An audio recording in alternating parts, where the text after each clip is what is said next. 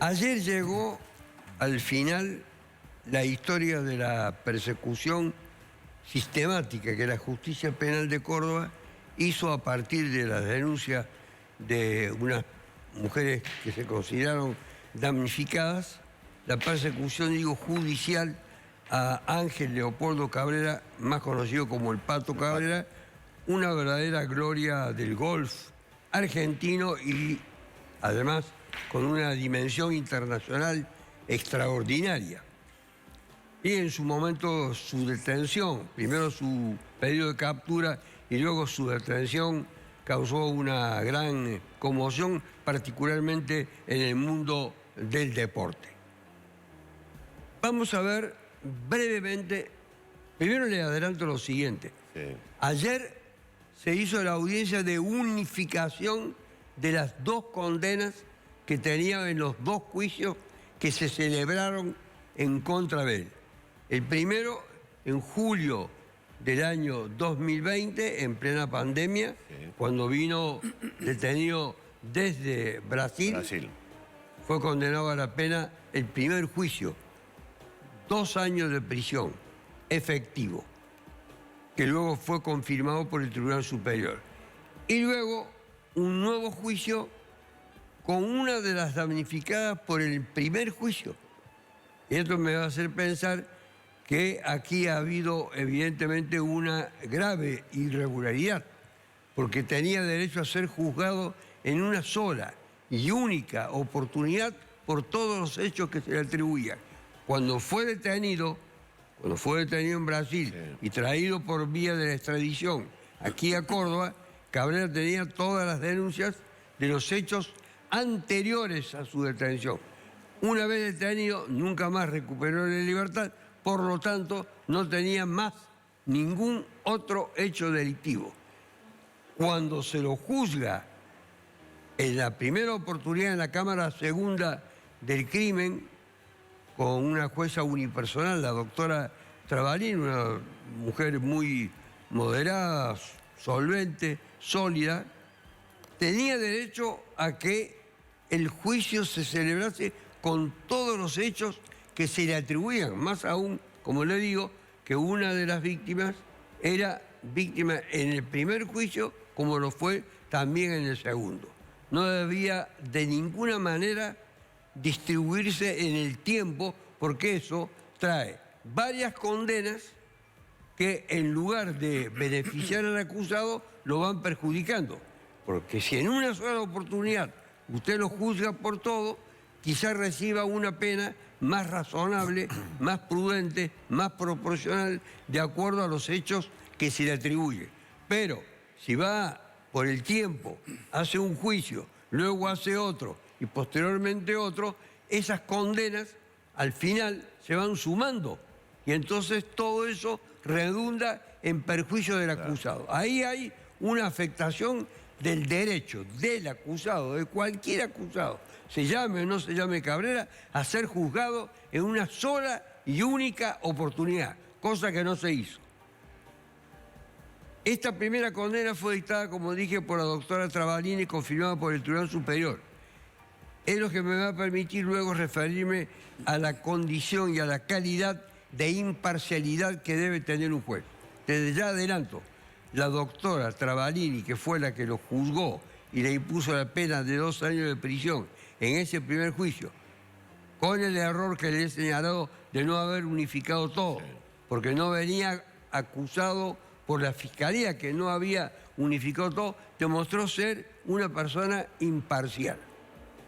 Quizá por ser el primer pronunciamiento condenatorio, como lo dice la ley, y lo dice la jurisprudencia, lo dicen los autores, no lo digo yo, debió ser condenado por ser la primera condena inferior a la de 3 años de prisión a una pena en suspenso. La jueza consideró que debía ser considerado una persona que no merecía ese beneficio y le impuso una pena de carácter efectivo. Una cuestión discutible. Pero la jueza demostró ser una persona realmente imparcial. Luego vino la segunda acusación Todo por hechos anteriores. Anteriores, sí, sí. Todo por hechos anteriores a esa primera condena, que eran de años muy anteriores a ese primer proceso, que estaban en condiciones de haber sido juzgados en una sola y única oportunidad. Vino este segundo juicio, ahí se hizo un juicio abreviado. Había dos damnificadas. Una, la del primer juicio, lo era también en este segundo juicio. Y otra, que no lo era en el primer juicio, que se sumó en consecuencia a este nuevo proceso en el que ya aquí hubo un avenimiento entre los querellantes, el fiscal, la defensa y el tribunal para imponerle la pena de 2 años y 4 meses de prisión. O sea que en definitiva tiene 2 condenas, una a 2 años y otra a 2 años y 4 meses de prisión. Aquí en Córdoba se sigue una mala costumbre, un grave error conceptual de sumar las condenas, de sumar las penas de las condenas.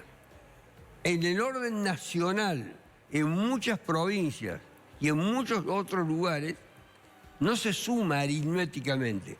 Se hace una composición de la pena, se dice, aquí lo condenaron a 2, aquí a 2 años y 4 meses, bueno, vamos a unificar, no en 4 años y 4 meses, le vamos a reducir y le vamos a poner una pena conforme a cierto criterio de razonabilidad, de proporcionalidad, que en definitiva es el de la justicia. Así fue en definitiva lo que se difuso en este segundo juicio, 2 años y 4 meses.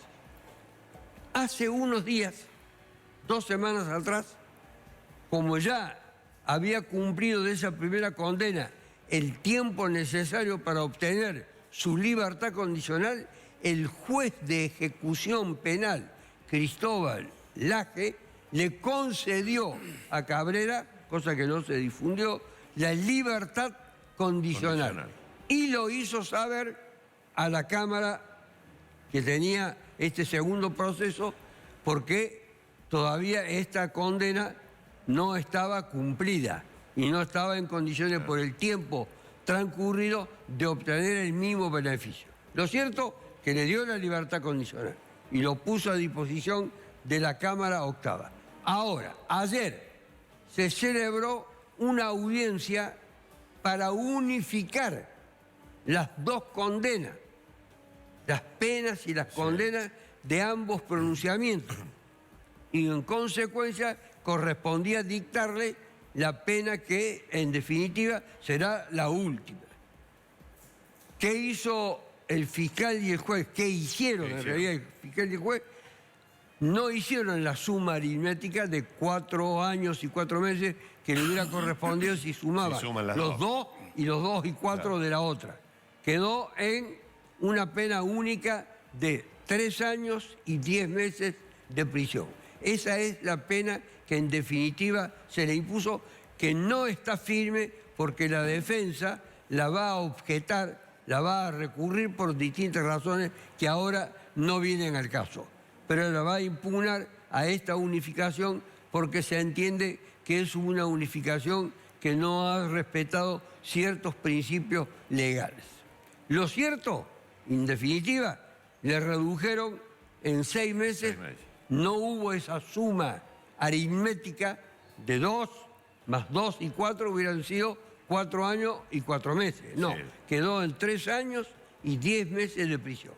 Con esta pena, Cabrera está en condiciones, ya tiene la libertad condicional en la primera, está en condiciones de obtener la libertad condicional dentro de 6 meses. 6 meses. Exactamente dentro de 6 meses, Cabrera puede volver nuevamente a disputar los torneos que lo consagraron en la Argentina y en el mundo, puede volver a Villa Allende, puede volver a su casa, puede volver a sus actividades dentro de 6 meses.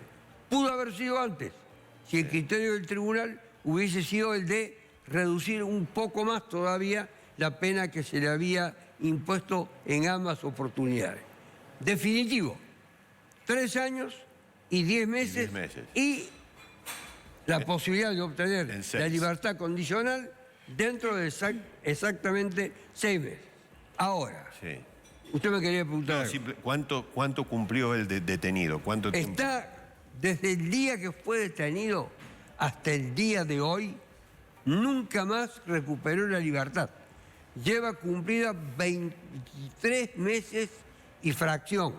En enero, el 16 de enero, va a cumplir 2 años de prisión continuada. O sea, 24 meses, 2 años, calendario, 2 años, 24 meses. Es decir, nunca recuperó la libertad, no obstante esa libertad condicional que le dije le dio el juez de ejecución, que es el que se encarga de esa tarea, porque estaba pendiente este trámite que se cumplió en el día de ayer y que va a ser cuestionado porque esta pena final que esta Cámara ha adoptado tampoco va a quedar firme, va a ser impugnada por la defensa.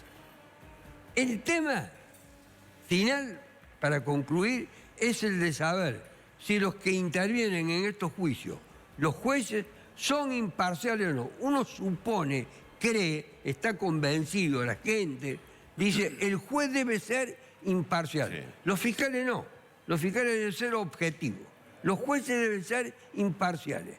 Poner por encima de todo la ley, la interpretación de la ley y actuar sin apasionamiento, sin espíritu de venganza, sin crueldad alguna y además también sobreponiéndose a sus propios intereses, ideas, convicciones, ideología, etc. Tiene que actuar con un alto grado de equilibrio, poniéndose por encima de todas las pasiones. Tiene que suprimir las pasiones. Este juez que actuó en el día de ayer, que se llama Ugarte, y que fue el juez que le impuso la pena de 2 años y 4 meses en el juicio abreviado, que fue el que ayer, en definitiva, tomó la decisión de imponer la pena de 3 años y 10 meses de prisión, no transmitió la idea de la imparcialidad. ¿Y por qué lo digo? Así como dije que la jueza que intervino en ese primer juicio, no obstante haber sido la primera condena que debió ser en suspenso, la hizo efectiva, actuó con imparcialidad. Se sobrepuso a cualquier tipo de ideas que, por ejemplo, una mujer podía tener sobre alguien que estaba acusado de haber actuado en contra de mujeres. La fiscal que intervino en ese juicio, la doctora Battistelli, también demostró, más allá de su carácter vehemente y apasionado, un alto grado de razonabilidad. Esto es lo que transmitieron. Es decir, se ajustaron a la idea que la gente tiene de un juez. Pero usted dice el juez no. Un juez, un tipo. Este hombre, en el primer juicio, ahora cuando intervino, se hizo el juicio abreviado, cuando terminó, hizo una alusión a la condición de que este hombre, Cabrera, había actuado en desmedro de mujer. Un comentario completamente inadecuado, inoportuno y que no guarda ninguna relación con su pronunciamiento. El juez termina su participación en el juicio haciendo leer la condena que ha dictado, o la lee él. Puede ser de él, o puede decir al secretario o a la secretaria, lea por favor lo que ya se ha resuelto. Y con eso se termina el juicio, se levanta y se retira. Pero aquí hizo un comentario dirigido al acusado que revelaba que en el fondo él sentía hacia el acusado un alto grado de rechazo. Y a su vez tomaba como bandera ciertas reivindicaciones femeninas. Todo eso es válido, pero en el foro interno, en el foro íntimo, no para transmitirlo. El acusado realmente sintió el efecto de la... porque se había ajustado el juicio abreviado, había levantado la mano, se había declarado culpable, todos estaban de acuerdo, no hacía falta que el juez agregara más nada. Y ahora, en el día de ayer, el juez dijo, voy a tomarme 30 minutos más o menos para resolver las cuestiones planteadas. Un término muy breve, muy limitado, porque las cuestiones planteadas por la defensa eran muy complicadas y que debían ser examinadas de una manera muy diríamos por lo menos amplia en cuanto a la disponibilidad del tiempo, de los medios, de los recursos, la consulta de leyes, jurisprudencia, bueno, no importa. Él tenía una idea formada y con esa idea formada entró a su despacho y con esa idea formada volvió. Ahora, ¿dónde está la cuestión que transmite la idea de que no se trata de alguien imparcial? En esto.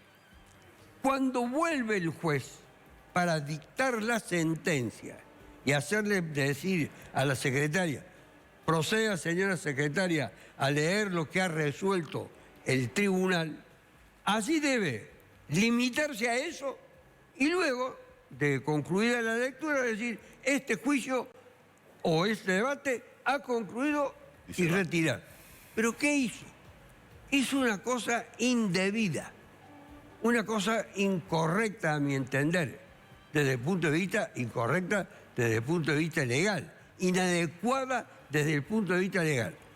Entró y para avalar, justificar y sostener la postura que había tenido el fiscal, que había sido cuestionada por la defensa, lo primero que dijo, este tribunal ha resuelto darle la razón en todo al fiscal. Palabra más, palabra menos, no recuerdo si las palabras fueron exactamente esas. Ha resuelto conforme a lo que ha pedido el fiscal. No, debió haber dicho, señora secretaria, si es una secretaria la que intervenía, proceda a leer lo que acabo de resolver. La secretaria lee la condena, la pena que se le impuso, etcétera, y da por terminada la audiencia y se retira. Le daba la razón a la posición del fiscal, pero no hacía falta que dijera que le daba la razón. Tiene que dictar, limitarse a dictar la sentencia. Entonces allí transmite la idea de que no es imparcial. Puede coincidir perfectamente con el criterio del fiscal y no con el de la defensa. Pero no debe decirlo. Tiene todo el derecho. Pero no transmitir la idea antes de leer la sentencia, esto es muy importante tenerlo en cuenta, para que la gente lo grafique. Sale de la sala donde ha deliberado, ha tomado la decisión, la ha escrito. Entra a la sala de nuevo, se levanta las personas que se encuentran sentadas, entre ellos policía, acusado, fiscal, defensor. Dice, proceda a leer la acusación, la condena, perdón. Y en consecuencia, la funcionaria lee lo resuelto, que era declarar que la unificación era la de 3 años y 10 meses de prisión. Pero comenzó con una cosa previa. Este tribunal ha resuelto de acuerdo a lo que ha sostenido, pedido, solicitado o de acuerdo al criterio del fiscal. No hacía falta decirlo porque de su resolución se desprende que efectivamente era así. Entonces, en una doble circunstancia hace referencia a su pronunciamiento, cuando se debió haber limitado únicamente a decir cuál era la decisión que había adoptado. Esto es, no vas a creer que hay mucha abundancia de imparciales y mucha abundancia de gente que no lo ve. Hay criterios que hacen pensar a las partes, a los abogados, no importa. Hay si se hace una votación, muchos dirían estos jueces son imparciales, aunque sean severos. Sí. La imparcialidad no quiere decir que tengan que ser tolerantes, no quiere decir que no dejen de aplicar pena, no. Deben transmitir la idea de que efectivamente han sido de una manera bien visible, han sido fieles a su mandato, a su obligación y a su responsabilidad y a su juramento de ponerse por encima de todas las pasiones. No, se puso no por encima de todo, se puso de acuerdo con el fiscal. Muy bien, pero lo debió haber dicho solamente en la resolución dictada. Muchas gracias, doctor. Gracias a usted. Muy amable, hasta luego. Bueno, 9:58 en la República Argentina.